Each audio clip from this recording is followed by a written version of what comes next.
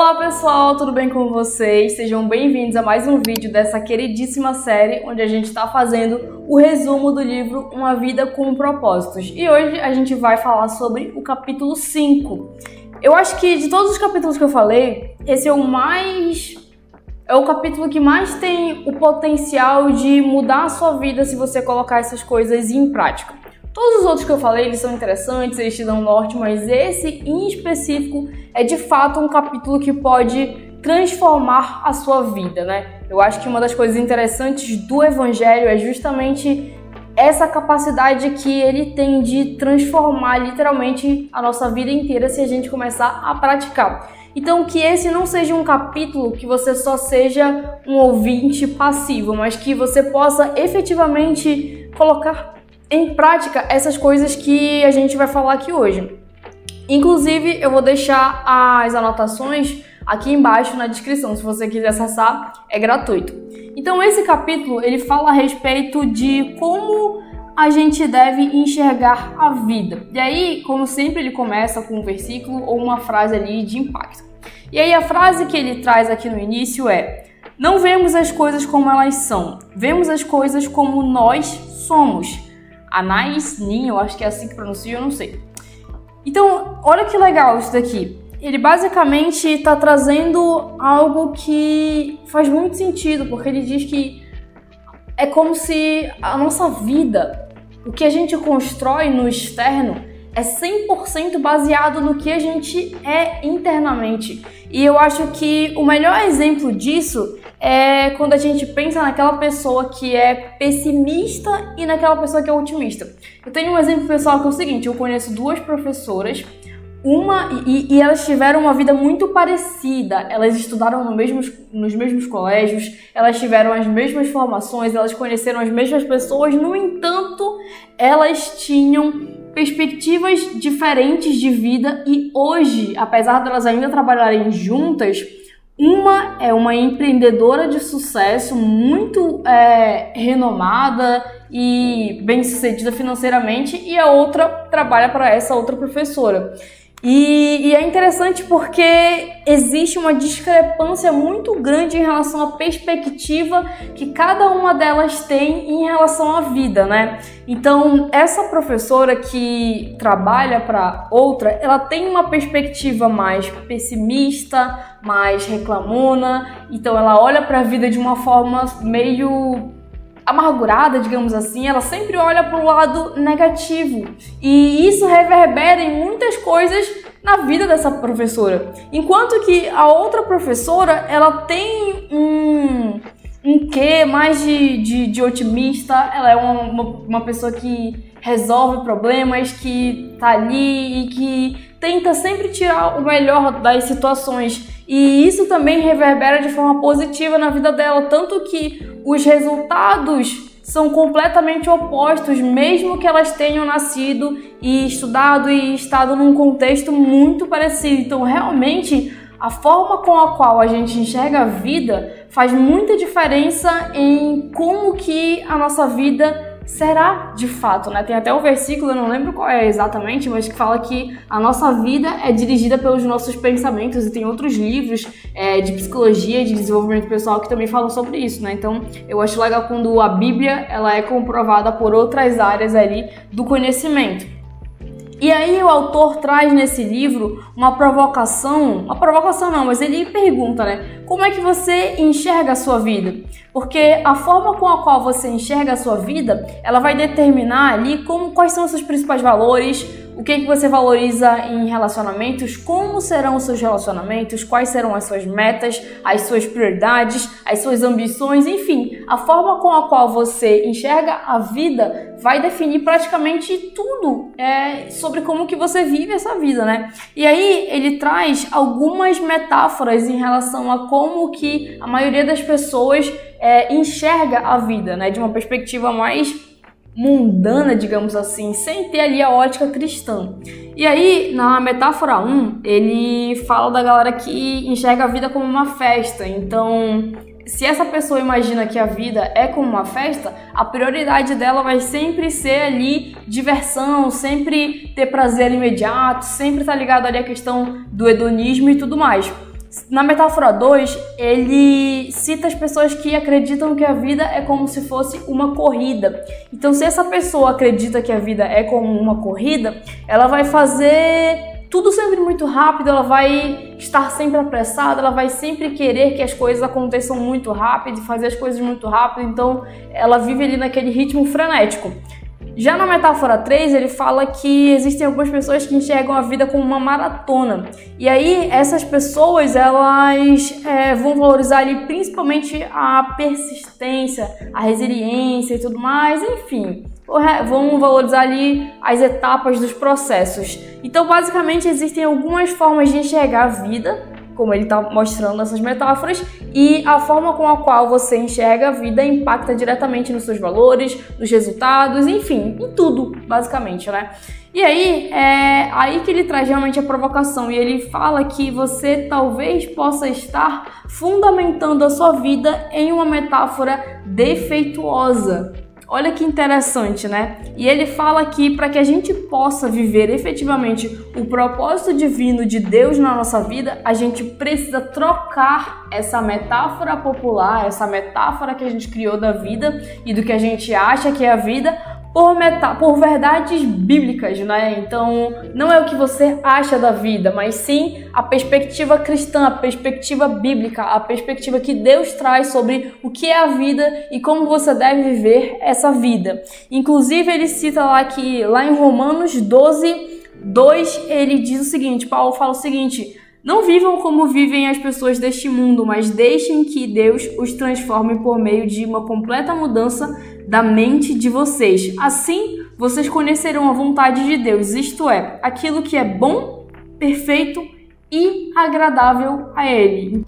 Então, para a gente viver essa transformação, a gente vai precisar, de fato, se submeter a uma mudança que Deus vai fazer em nós. Não é que a gente vai mudar por nós mesmos e a gente vai conseguir ter uma nova perspectiva. Não, a gente só consegue isso através da graça de Deus, através da leitura das Escrituras, através de praticar as disciplinas espirituais, enfim, tem uma série de coisas que a gente precisa fazer, mas primeiramente a gente precisa da graça de Deus acima de tudo.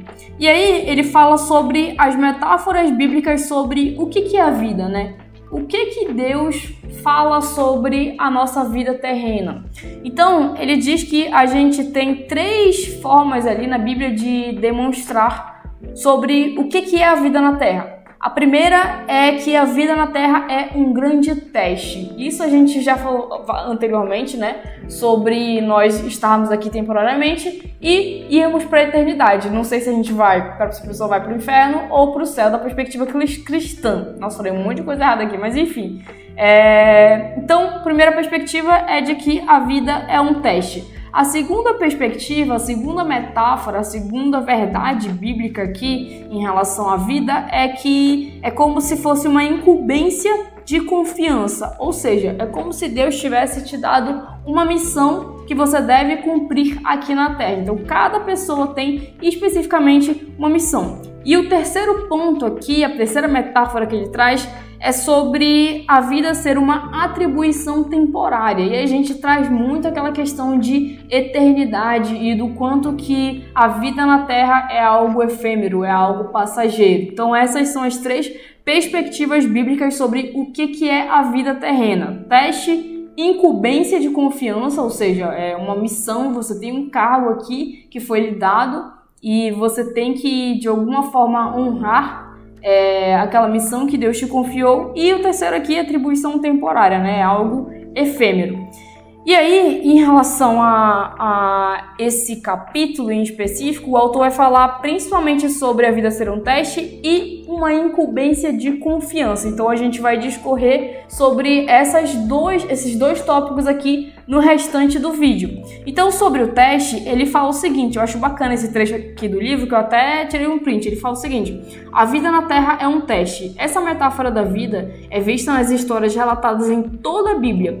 Deus continuamente prova as pessoas quanto ao caráter, à fé, à obediência, ao amor, à honestidade e à lealdade. Palavras como provações, tentações, refinar e testar ocorrem mais de 200 vezes nas Escrituras. Então, olha só que interessante, a gente está sendo o tempo inteiro provado, a gente está sendo tentado, testado, então realmente isso faz muito sentido com o que ele falou, né, sobre a vida ser um teste. E aí ele traz alguns exemplos e outros aqui que eu pensei na hora sobre realmente Deus nos testar o tempo inteiro. Você pode pegar, por exemplo, o episódio em que José, ele tá lá na casa de Potifar e a Bíblia fala que a mulher de Potifar começou a desejar José e ela tentava ele todos os dias.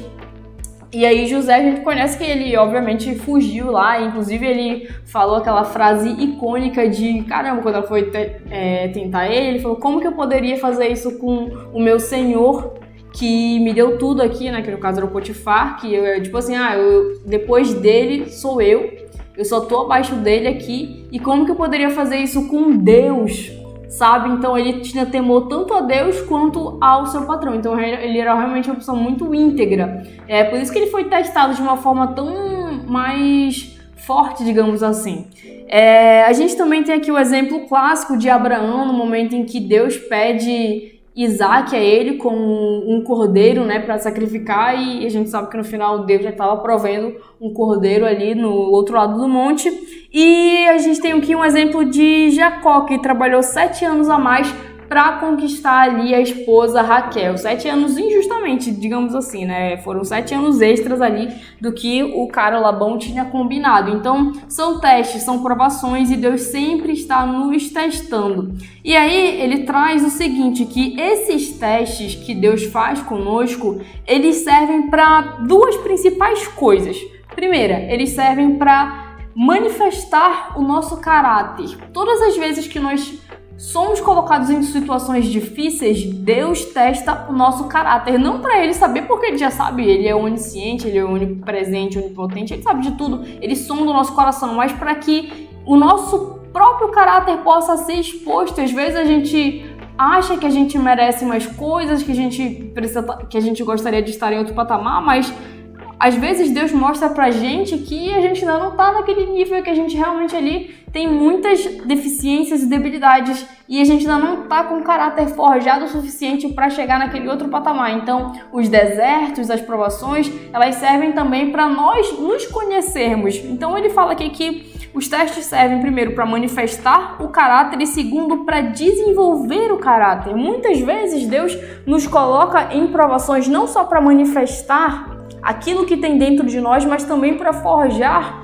outras questões que ele precisa para que a gente consiga subir de nível, né? Eu acredito muito que a vida cristã é como se fosse um videogame e você vai passando de fase em fase, você vai passando ali, mas para que você consiga passar de uma fase para outra, o Senhor sempre tem que te forjar de alguma forma, porque todas as vezes que você passa de nível, você vai ter problemas maiores, tentações maiores, enfim, coisas maiores, e você precisa estar lapidado e forjado e ter estrutura para conseguir suportar o tamanho daquela bênção e também das tentações, porque a gente sabe que toda a terra prometida, ela tem os seus gigantes, isso é bíblico, né? Se você for ver lá a galera de Israel, eles ansiavam pela terra prometida e quando eles chegaram lá, tinha gigantes. Então, assim, aqui na terra a gente vai ter aflições, vai ter momentos difíceis e a gente vai ter que lidar com isso, mesmo nos momentos em que Deus nos abençoa. E aí, Deus nos testa o tempo inteiro, né? Ele fala nisso nesse livro e ele dá alguns exemplos de como que Deus nos testa o tempo inteiro. Ele fala que Deus nos testa através de grandes mudanças, de promessas adiadas, problemas insolúveis, orações não respondidas, críticas injustas, tragédias sem sentido. E isso é realmente verdade. Deus nos testa o tempo inteiro, não só nessas questões maiores, mas também em coisas pequenas. O Senhor sempre está nos testando, por isso que a gente tem que realmente buscar ser fiel tanto nas coisas grandes quanto nas coisas pequenas. Outro ponto super interessante que ele traz aqui é em relação a outro tipo de teste que eu acho que é um dos mais pesados, um dos mais difíceis. Eu, particularmente, para mim, esse é um dos mais difíceis, que é quando Deus se retira. E aí ele traz aqui no trecho do livro, né? Um teste muito importante diz respeito à sua atitude quando quando você não consegue sentir a presença de Deus. Às vezes, Deus se retira intencionalmente e não sentimos mais a sua proximidade. Um rei chamado Ezequias passou por esse teste. A Bíblia diz: Deus desamparou Ezequias para prová-lo e para saber o que realmente havia em seu coração. 2 Crônicas 32:31. Então, olha só que interessante. Deus nos prova de várias maneiras, e essa daqui é uma delas, né? Que, inclusive, para mim, realmente, assim, é uma das piores, é uma das mais difíceis. E quais são as finalidades de Deus fazer isso, né? De Deus se retirar, digamos assim, de Deus fazer com que a sua presença não seja percebida, porque, de fato, Deus, ele nunca nos abandona, mas existem certos momentos em que a gente não consegue sentir a presença dele, e ele faz isso de forma proposital. E qual é a finalidade disso, né, de acordo com o livro de Ezequias? Primeiro, para testar o nosso caráter. Segundo, para revelar uma fraqueza nossa, porque quando Deus está em silêncio, a gente também começa a perceber outras coisas. Pelo menos na minha experiência pessoal é desse jeito. Quando Deus fica em silêncio, eu consigo perceber outras coisas, olhar para as coisas com outra perspectiva, e é um momento que a gente consegue encarar todos os nossos demônios, né? Todas as nossas dificuldades, os nossos pecados, enfim, coisas que as nossas fraquezas de fato. Então, o segundo ponto pelo qual Deus fica em silêncio é em relação a revelar fraquezas nossas, né? E o terceiro ponto, que é para nos preparar para algo maior. Todas as vezes que a gente está passando por um problema, por uma dificuldade, por uma fase, um deserto muito difícil, geralmente, na maioria das vezes, é porque Deus quer nos forjar e nos preparar para algo maior. Tanto que antes da galera de Israel, dos israelitas, irem para a Terra Prometida, o Senhor fez com que eles passassem por um deserto, né? Eles não foram do Egito direto para a Terra Prometida, pelo contrário, eles passaram lá 40 anos no deserto. Então, esses momentos de dificuldade, eles são necessários para que o Senhor nos forje e nos prepare e crie estrutura, né, na gente, para que a gente consiga suportar aquela bênção maior. E aí ele traz uma frase que eu achei muito legal, que é o seguinte: alguns testes parecem pesados demais e outros parecem imperceptíveis, mas todos têm implicações eternas. Isso daqui é muito interessante, porque muitas vezes a gente negligencia coisas pequenas, como, por exemplo, gastar o seu tempo, quase todo o seu tempo nas redes sociais, no TikTok, no Instagram. Parece uma coisa besta, parece uma coisa pequena, mas isso tem implicações eternas, porque existem pessoas que, por exemplo, estão tão viciadas nas redes sociais que elas simplesmente não conseguem mais ser produtivas, e elas vão estar ali meio que não cumprindo o propósito de Deus na vida delas. Então, por exemplo, vamos dizer que essa pessoa está viciada nas redes sociais e ela faz até os trabalhos dela normalmente, tal, ela estuda, ela trabalha, mas ela não está exercendo aquilo que Deus chamou ela para exercer, por exemplo, porque ela não tem tempo para estudar a Bíblia, para tirar um tempo para se relacionar com Deus e para efetivamente fazer aquilo que Ele chamou ela para fazer, seja, por exemplo, gravar um vídeo como esse, ou seja, servir na mídia da igreja, ou enfim, existem N possibilidades de você ali exercer o propósito que Deus tem para você. Então, muitas vezes, essa coisa que parece pequena pode estar te afetando de uma forma significativa, e isso tem uma implicação na eternidade. E aí, ele vai falar um pouco lá em 1 Coríntios 10:13, sobre as tentações e sobre as provações, né? As tentações que vocês têm de enfrentar são as mesmas que os outros enfrentam, mas Deus cumpre a sua promessa e não deixará que vocês sofram tentações que vocês não têm forças para suportar.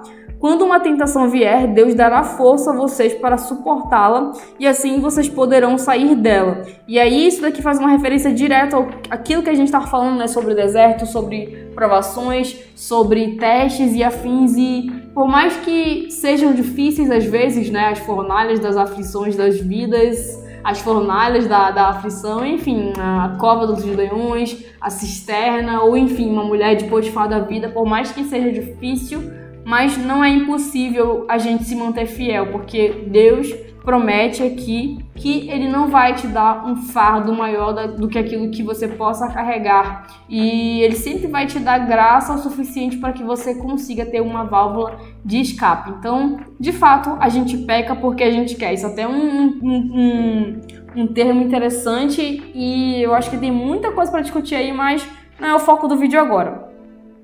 Porém, quando a gente é aprovado nessas tentações, nessas provações, Deus toma nota disso e Ele faz planos para nos recompensar. Lá em Tiago 1:12 diz o seguinte: feliz é aquele que nas aflições continua fiel, porque depois de sair aprovado dessas aflições, receberá como prêmio a vida que Deus prometeu aos que o amam. Então, não se engane pensando que se você vencer essa tentação, se você for aprovado nessa prova espiritual, ou enfim, baseada no desafio da vida, Deus não vai te recompensar. Pelo contrário, Deus vai te recompensar com coisas na eternidade, e eu acredito que com coisas também aqui na Terra, apesar do autor não frisar, não enfatizar essa questão, mas praticamente todas as promessas da Bíblia, praticamente, com exceção da salvação, que é um dom gratuito de Deus, mas todas as outras promessas, elas são herdadas através de uma palavra, que é obediência, né? Que a gente poderia traduzir, sei lá, para fidelidade,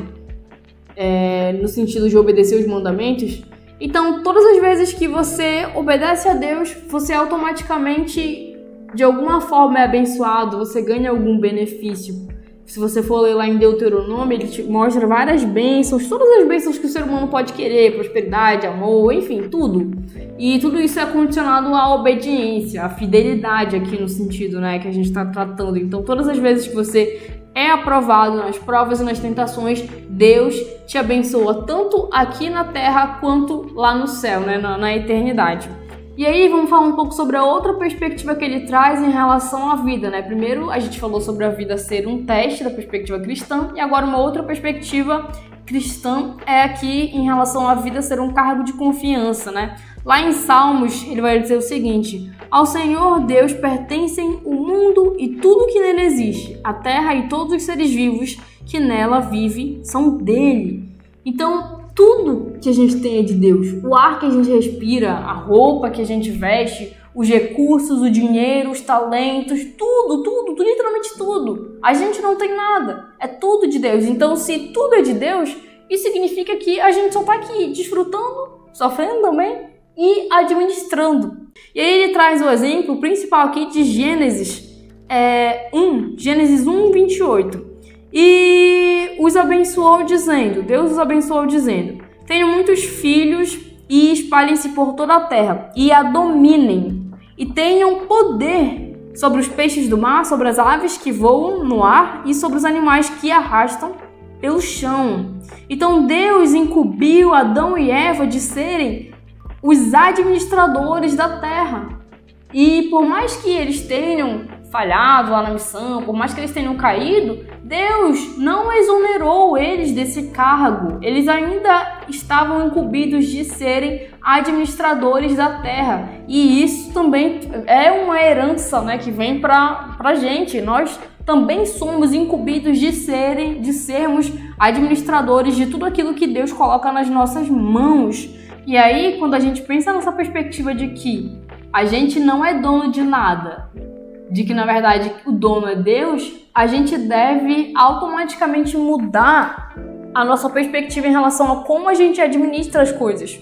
Muitas vezes você não está administrando bem a sua casa, você muitas vezes não está cuidando bem da sua saúde, da sua aparência, da sua vida financeira, da sua vida acadêmica. Muitas vezes a sua vida está toda desordenada e você trata essas coisas como se elas fossem suas, né? A sua saúde, os seus negócios talvez, enfim. E não são, de fato não são, nós não temos nada, é tudo de Deus e nós devemos administrar muito bem aquelas coisas que o Senhor coloca nas nossas mãos. E eu confesso que depois que eu entendi de fato essa palavra, e faz pouquíssimo tempo que eu entendi, isso me deu muito temor em relação a como eu administro as coisas, porque muitas vezes a gente administra mal as coisas que Deus nos dá. como se elas fossem nossas. Então, isso aqui é meio, não tem problema, pode fazer de qualquer jeito. E não faça de qualquer jeito. Não trabalhe para os outros de qualquer jeito. Você não está trabalhando para o seu patrão chato, você está trabalhando, em última instância, para Deus. A palavra de Deus fala, né, que é pra gente fazer tudo como se fosse para Ele. De fato, é tudo dele. Não, você não deve administrar o seu negócio de qualquer jeito, tratar o seu cliente de qualquer jeito, porque no final das contas não é só sobre o cliente, é Deus, sabe? Tipo, foi Deus que mandou aquela pessoa. Então, eu acho que o mais importante aqui, sobre o que eu falei nessa mensagem de ter um poder de transformar, é de você mudar a sua perspectiva em relação a como você administra as coisas que Deus coloca nas suas mãos. Então nós devemos ter um cuidado especial, porque não é nosso, não é da pessoa X, Y, não é Deus. E porque é de Deus e Deus colocou nas nossas mãos, é aí que a gente deve administrar bem mesmo. É aí que a gente deve ser zeloso mesmo, mas muitas vezes a gente não é. E aí eu trago uma outra reflexão em relação a isso, porque muitas vezes a gente quer o melhor de Deus, a gente quer o melhor carro, as melhores roupas, o melhor emprego, o melhor patamar, mas a gente é medíocre em relação à nossa administração e às vezes pior, às vezes a gente não é nem medíocre, às vezes nós somos abaixo da média. Então como que um ser humano que é medíocre ou abaixo da média quer algo acima da média, quer algo de excelência? Por mais que Deus seja um Deus de excelência, Ele não vai dar algo de excelência para você que é um administrador medíocre. Então, por que eu falei que tem o poder de mudar e tal, essa palavra? Porque se você começar a administrar bem as áreas da sua vida, Deus vai te dar mais. Isso é bíblico, a gente sabe, né? A parábola dos talentos, que inclusive eu vou falar depois, fala justamente sobre isso, né? Que se você multiplica os talentos que o Senhor coloca nas suas mãos, Ele te entrega mais. Se você enterra o talento que Deus colocou nas suas mãos, até o pouco que você tem, Ele vai tirar. Então, de fato, nós precisamos administrar bem as coisas que o Senhor coloca nas nossas mãos. E aí o autor traz aqui um exemplo de 1 Coríntios 4:7. Quem é que fez você superior aos outros?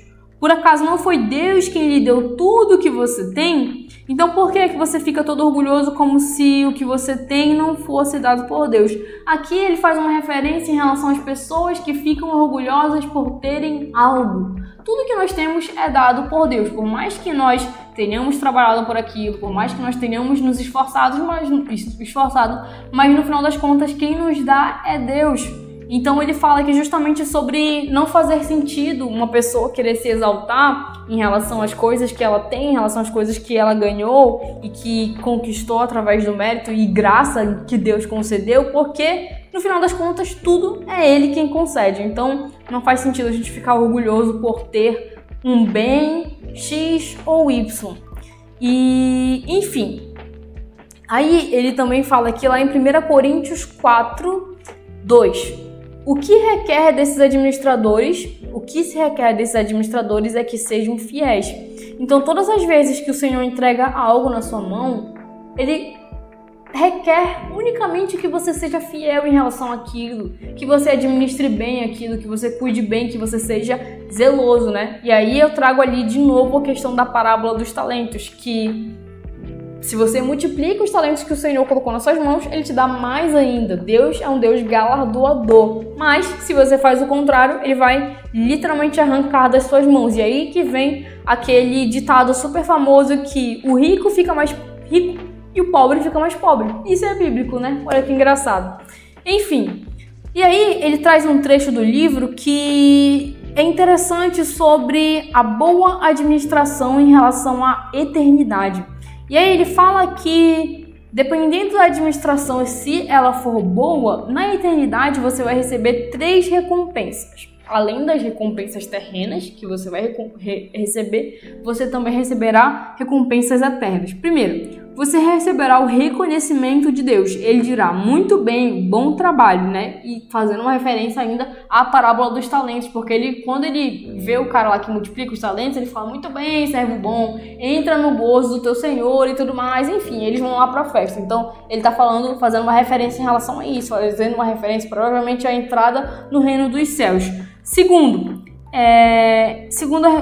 recompensa, você receberá uma promoção e uma responsabilidade maior na eternidade. E aí ele abre aspas, né? Eu porei a cargo de muitas coisas. Então você vai ter um cargo na eternidade também. Muitas pessoas têm aquela ideia de que na eternidade eu vou ficar só adorando a Deus, falando glória a Deus, glória a Deus. Só que não, né, gente? Nós somos seres humanos. Por mais que quando nós subirmos nós teremos um corpo glorificado, mas ainda assim nós iremos trabalhar e exercer coisas. Enfim, a gente não vai ter uma vida ociosa. E a terceira recompensa é que você será honrado em uma comemoração. Talvez ele esteja falando ali das bodas do Cordeiro, não sei. Venha e participe da alegria do seu Senhor. Então, essas recompensas pela boa administração das coisas terrenas, enfim, dons e tudo mais que Deus coloca nas nossas mãos, elas são tanto para o mundo físico e terreno, quanto para o mundo eterno, mundo espiritual, mundo que vai acontecer ali depois que Jesus Cristo voltar. E ele traz aqui um ponto importante, que o dinheiro é um dos maiores testes, de fato. Tanto que a Bíblia fala que o amor ao dinheiro é a raiz de todos os males, né? Ele também fala lá que não tem como você servir a Deus e a Mamon, que é o Deus ali que representa o dinheiro dentro da Bíblia. Então, realmente, para nós seres humanos, é muito complicado lidar com o dinheiro e aprender de fato a dominá-lo e não ser dominado por ele. Lá em Lucas 16:11, ele diz o seguinte: assim, se vocês não forem fiéis para lidar com as riquezas injustas, que seriam, por exemplo, o dinheiro, enfim, todas as riquezas desse mundo, ele fala injusta porque é um mundo corrompido, quem confiará as verdadeiras riquezas a vocês?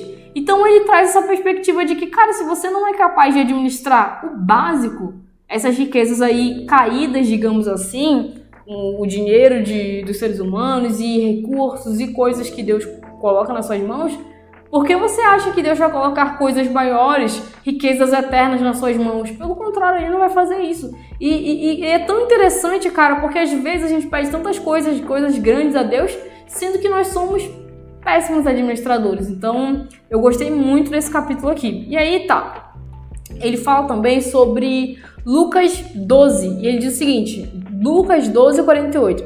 A quem muito foi dado, muito será exigido.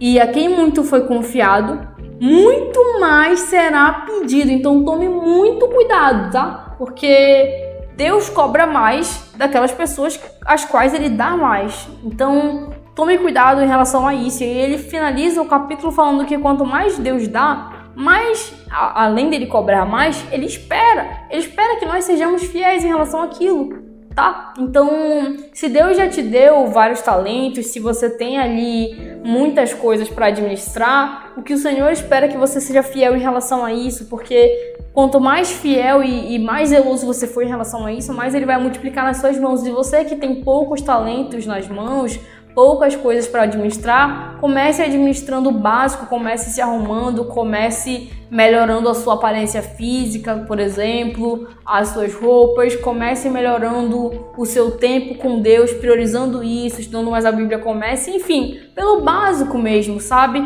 E Deus com certeza vai te honrar. Enfim, eu espero que esse resumo tenha te ajudado e eu espero de verdade que você coloque em prática as coisas que a gente falou aqui e eu espero de fato que o Espírito Santo de Deus te ajude a transformar a sua realidade e faça com que você seja uma pessoa capaz de multiplicar muitos talentos. É isso, se você gostou desse vídeo, deixa aqui o seu like e se quiser me seguir nas redes sociais, tá aqui embaixo também. Até a próxima!